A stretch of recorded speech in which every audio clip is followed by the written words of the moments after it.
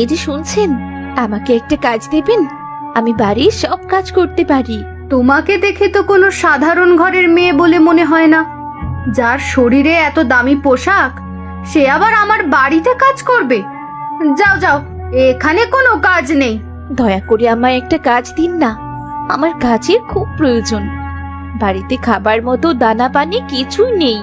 না না, আমি তোমাকে কাজ দিতে পারবো না। যাও তো এখান থেকে। সারাদিন কাজ কাম বাদ দিয়ে শুধু সাজুগুজু নিয়ে ব্যস্ত থাকবে। এমন বড়লোক সেজে থাকা মেয়েকে আমি কোনো কাজ দিতে পারবো না।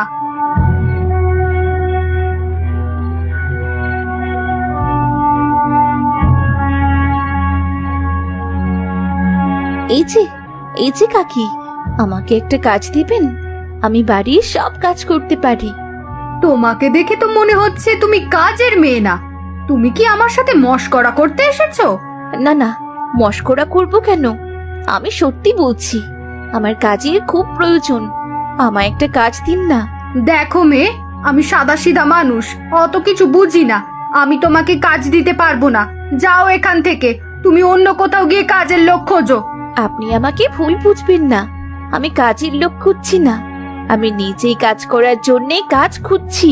শোনো, তোমার শরীরে এমন দামি পোশাক থাকলে কেউ তোমাকে কাজ দেবে না।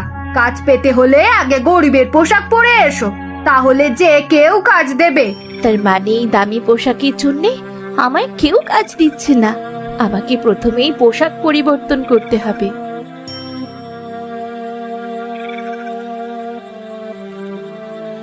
রাজকুমারী বুঝতে পারে তার শরীরে দামি পোশাক থাকলে কেউ তাকে কাজ দেবে না। তাই রাজকুমারী গ্রামের এক গরিব মেয়ের সাথে তার পোশাক বদলিয়ে নেয়।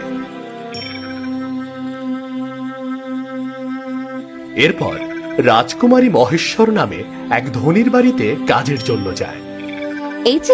এই যে শুনছেন, আমায় একটা কাজ দেবেন? আমি বাড়ির সব কাজ করতে পারি।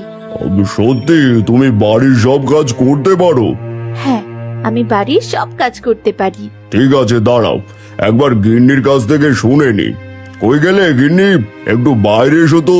হ্যাঁ হ্যাঁ, আসছি।